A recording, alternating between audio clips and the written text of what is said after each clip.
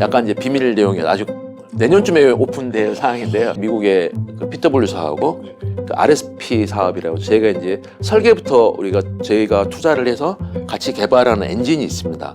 목표는 10년 내에 하겠습니다. 성공적인 개발이 진행 중인 한국의 KF-21. 최근에는 한국에서 진행된 방산 전시회에서 멋진 공중 고객 기동까지 선보이며 개발 완성이 머지않았음을 드러냈는데요. KF-21의 실전 배치 시기가 빠르게 다가오면서 최근 KF-21 국산화에 대한 이야기도 자주 언급되고 있습니다. 특히 전투기의 심장으로 불리는 엔진의 국산화가 필수적이라는 주장이 제기되고 있는데요. 사실 KF-21에 탑재된 엔진도 국내에서 만들고 있긴 합니다. KF-21에 쓰이는 엔진은 미국 제너럴 일렉트릭에서 개발한 F414-400K라는 모델로 미 해군이 항공모함 함재기로 사용하는 FA-18EF 슈퍼 호넷 전투기에 쓰이는 것과 같고 추력 22,000파운드의 엔진을 쌍발로 탑재하여 총 44,000파운드의 힘을 지니고 있습니다. 이를 하나 에어로스페이스에서 라이센스 방식으로 국내 생산하고 있는 것이죠. 그러나 전투기의 핵심 요소인 엔진에 대한 원천 기술을 미국 업체에 의존하고 있기 때문에 국산 전투기임에도 계속해서 미측 통제를 받을 수밖에 없는데요. 실제로 KF-21 1호기 국산화 비율은 65%로 그간 우리나라에 있었던 어떤 전투기보다 국산화 비율이 높지만 엔진이 전투기에서 차지하는 비율이 워낙 높다 보니 미국의 승인 없이는 사실상 타국가의 판매가 어려운 것이 현실입니다. 이에 최근 대만의 한 방송국에서는 KF-21이 심장도 없는 짝퉁 전투기라고 조롱까지 하게 되는데요. 为什么呢？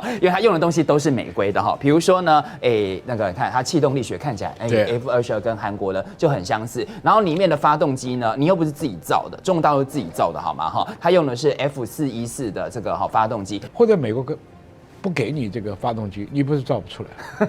所以这个问题不能够说是韩国自制啊。对对，你技术上是抄袭的，美国不给你，你抄也没用。第二个，发动机是美国的，飞机的心脏就是发动机啊。心脏很重要。所以 뭐 대만이 폄하한다고 긁힐 KF-21도 아니지만 한국의 항공 엔진 개발이 쉽지 않을 것이라는 주장은 팩트이긴 합니다. 특히 항공 엔진의 개발 난이도는 모든 엔진들 가운데 가장 높은데요. 자동차 엔진과는 차원이 다른 최첨단 기술의 집약체로 불리고 있습니다. 항공 엔진은 수톤에 달하는 항공기 기체를 하늘로 띄우고 음속을 넘어서는 속도로 비행할 수 있게 해야 하는데 엔진이 내뿜는 1500도 이상 고온을 견디는 소재 기술 개발부터 난관입니다. 또 수만 시간을 작동할 수 있는 내구성도 갖춰야 하죠. 특히 항공기 엔진 중에서도 초음속 전투기의 엔진 개발은 전 세계에서 몇몇 국가만 성공할 정도로 극악의 기술력을 요하고 있습니다. 전투기는 모든 항공기들 중 가장 거친 환경에서 운용되기 때문에 그 엔진 성능과 내구성의 기준도 매우 높을 수밖에 없는데요. 여행을 갈 때 타는 여객기는 경제성 등을 고려하여 8,000m 이상의 고도에서 시속 800, 900km의 속도로 비행하지만 전투기는 그보다 더 높은 고도에서 음속보다 빠르게 비행할 수 있어야 하고 이에 맞춰 더 높은 출력과 내구성을 지녀야 하죠. 특히 음속을 돌파하기 위해 후연속이 애프터 버너라 불리는 추가 연수장치를 사용해야 하는데 고출력에서 발생하는 열에 추가 연수장치에서 발생하는 열까지 가해지면서 여객기보다도 훨씬 높은 온도인 2000도 이상에 노출되게 됩니다. 그러다 보니 첨단 엔진의 수명을 길게 유지하기 위해 보다 높은 수준의 첨단 소재와 기술은 필수적이라고 할 수 있죠. 이에 세계 최고의 항공 엔진 메이커인 미국 프레넷 휘트니조차 F119 엔진의 프로토타입을 개발하는데 12년, F-12 장착 이후 테스트에 14년, 도합 26년이 걸렸으며 중국은 35년 동안 약 30조 원을 투자해 전투기 엔진 개발에 몰두하고 있지만 터빈 블레이드 파손, 출력 저하 등의 문제를 겪으며 아직 온전한 기술력을 확보하지 못한 상태입니다. 현재 여객기나 전투기용 엔진을 설계 및 개발하여 제품으로 내놓은 나라는 미국, 영국, 프랑스, 러시아, 우크라이나, 중국 정도라고 할 수 있는데 이들 국가에서도 현격한 기술력 차이가 존재하죠. 굴지의 기술력을 보유한 미국이 개발한 엔진 수명이 가장 긴데요. 초기 도입 비용은 러시아나 중국제 엔진이 저렴하지만 결국 전투기 전체 수명 주기 동안 엔진을 수차례 교체해야 하기 때문에 러시아나 중국제 엔진이 미국제 엔진보다 더 비싸다는 평을 받기도 합니다. 이런 상황 가운데 한국 유일 항공 엔진 제조업체인 하나 에어로스페이스에서 최근 놀라운 소식을 전했습니다. KF-21과 추후 미래 전투기에 탑재될 첨단 전투기 엔진을 그동안 면허 생산을 통해 쌓아온 기술력을 바탕으로 개발을 시작했다는 것입니다. 2024년부터 2037년까지 엔진 개발 시험과 감안 평가 등을 포함하여 약 5조 원을 투입, 현재 KF-21에 탑재된 것과 비슷한 22,000파운드급 추력을 지닌 터보팬 엔진 개발 및 검증을 완료할 예정인데요. 하나에어로스페이스는 1979년부터 항공기용 가스터빈 엔진 개발과 국산화를 위해 노력해왔고 지난 40여 년간 약 1만 대의 다양한 항공기 엔진을 생산해왔으며 세계 항공기 엔진 시장 점유율 시장을 80% 이상을 차지하고 있는 세계 3대 항공 엔진 업체 제너럴 일렉트릭, 프렛 앤 휘트니, 롤스로이스의 부품 핵심 공급 업체로서 그 기술력을 인정받고 있습니다. 특히 지난 6월 5일 한화의 이강민 항공사업 부장은 깜짝 놀랄만한 소식을 전했는데요. 미국 프렛 앤 휘트니사와 공동 개발을 통해 설계부터 함께 개발하고 있는 엔진이 있다고 밝힌 것입니다. 미국의 그 PW사하고 그 RSP 사업이라고 저희가 이제 설계부터 저희가 투자를 해서 같이 개발하는 엔진이 있습니다. 약간 이제 비밀 내용이 아직 내년쯤에 오픈될 사항인데요. 저희가 몇 년 전부터 소재 설계에 관련된 그런 프로세스나 절차를 어마어마하게 습득을 했고요. 그 절차에 따라서 저희가 지금 만들고 15,000파운드급의 소재가 약 60여 종 정도 들어가는데요. 그 중에 17종 정도는 저희가 이미 개발을 시작하고 있어서 만약 첨단 엔진 사업을 하게 되면 14년 걸린다는 말씀을 드리지 않을 겁니다.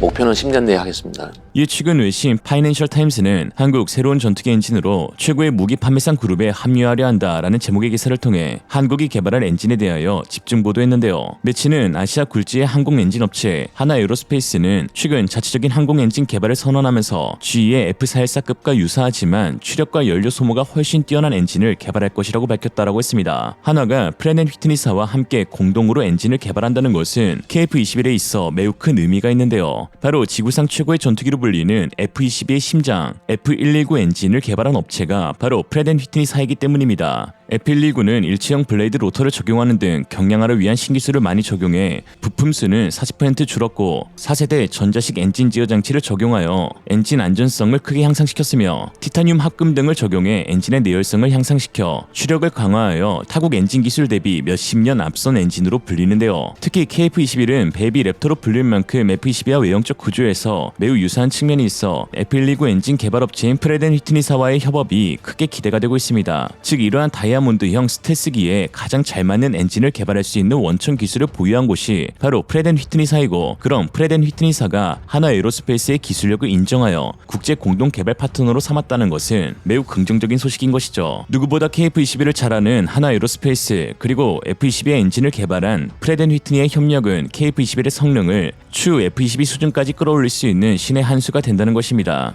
사실 KF-21은 태생부터 F-22와 매우 큰 연관성이 있는데요. KF-21 개발 초기 KFX 프로젝트라는 이름으로 체계 개발을 시작할 당시 한국 개발진들은 부족한 기술력을 메꾸기 위해 미국, 유럽 업체들에게 기술 이전을 문의했지만 미국 업체들은 이론지야 거절하였고 유럽 업체들은 천문학적인 금액을 요구하는 등 진퇴양난에 빠져있는 상황에 한국인 중 F-22 랩터 항전 비행 제어 소프트웨어 개발을 총괄 담당했던 기술자를 찾아냈으니 바로 박시몽 박사님이었습니다. 박시몽 박사님은 미국 국적을 획득한 이후 맥도널드 더글라스, 보잉, 로키드 마틴, 레이시온에서 F-22 랩터 전투기 항법 및 무장 시스템 소프트웨어 개발 총괄에 관여했었던 당시 최고의 항공 기술자였는데요. 한국은 비밀리 박시몽 박사님과 접촉했고 이후 그는 KFX 항전 비행 제어 파트를 담당하는 개발 조력자로 참여하였는데 추후 알려진 사실로 F-22를 개발할 당시 저장해둔 F-22의 공기 역학적 설계 데이터 그리고 항법 기술 데이터 값과 무장 체계 소프트웨어를 카이에 전달해준 것이 드러났죠. 미국 국적자였으나 고국의 남다른 애국심이 투철했던 박시몽 박사님은 국제무기거래 규정에 위배됐다는 항목으로 2019년 8월 미 수사 당국에 의해 체포되었으며 2020년 9월 워싱턴 DC 연방법원에서 21개월 형량 선고를 받고 2021년 2월 출소했습니다. 통상적으로 미국 수출 무기 통제법과 국제무기 거래 규정을 위반할 경우 최대 20년형을 구금하는데 고작 21개월형을 선고받은 이유는 미국 정부에서 징역 36개월 이상을 원하지 않는다고 법원에 의견을 제출해 형량이 감수된 것인데요. 이는 양국 정부 간 모종의 거래가 있었던 것으로 추측되고 있죠. 그러므로 전 세계 모든 국가에서 KF-21의 실패를 예견했고 심지어 미국 로키드 마틴조차 개발에 성공하기 위해서 필요한 것은 오직 기적이라는 말을 할 정도로 가능성을 낮게 보았지만 결국 KF-21은 F-22와 놀랄 만큼 유사한 기체 외형을 지닌 데 이어 비행지어 소프트웨어 및 항공 전자장비가 성공적으로 호환되었고 현재 시험 비행 중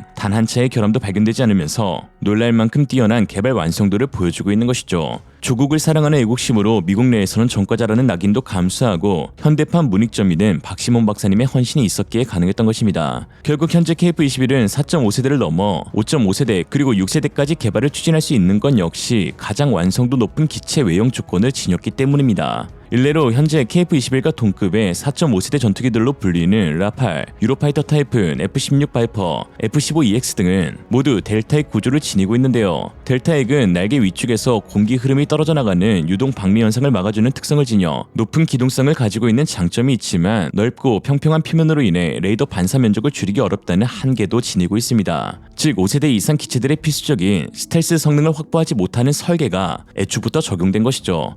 스텔스 전투기는 레이더 신호를 특정 방향으로 반사시키기 위해 날개의 모서리와 표면을 정교하게 각도 조절하는데요. 그러나 델타핵은 특성상 이러한 모서리와 각도의 조정을 통해 레이더 신호를 분산시키는 데에 제한이 있습니다. 반면 F-35나 F-22 그리고 KF-21과 같은 다이아몬드 익형은 날개와 기체가 통합된 형태로 표면이 하나의 연속적인 기하학적 구조를 이루어 레이더 반사 면적을 크게 줄일 수가 있습니다. 특히 KF-21은 F-22와 매우 유사한 ing면 하중과 추력대 중량비를 지니고 있어 5세대 스텔스기인 F-35보다도 높은 기동성까지 지니고 있다는 평가를 받고 있죠. 최근 영국의 플라이트 인터내셔널은 한국의 공군력을 미국, 러시아, 중국, 인도에 이어 세계 5위로 평가했는데 KF-21이 실전 배치되면 인도와 중국을 넘어선 세계 3위로 올라설 수 있다는 분석도 나오고 있습니다. 현재 공군이 운영 중인 공격용 전투기는 410여 대로 F-35, F-15K, KF-16, FA-50 등 로우 미들 하이급의 다양한 전투기들을 보유하고 있는데요. 특히 2024년 6월 7일은 한국 공군의 역사적인 한 페이지를 차지하는 날이 되었는데 무려 1969년부터 2024년까지 55년간 운용된 F4 팬텀이 모두 퇴역하는 날이었기 때문입니다. KF-21의 개발과 양산 및 배치 일정이 앞당겨지게 되면서 결국 F4 팬텀기의 조기 퇴역이 현실화된 것이죠. F4 팬텀의 완전 퇴역은 우리 공군의 한 시대가 끝나고 새로운 시대를 맞이하는 순간을 나타내며 KF-21의 높은 완성도 및 성능을 입증하는 증거가 되고 있습니다. 오늘의 한 줄 평, 세계 최고 분석기관 카이다의 특징, 다 틀림. 2014년 카이다가 사업타당성 조사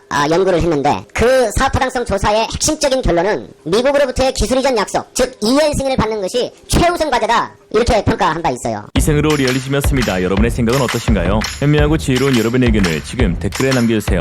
감사합니다.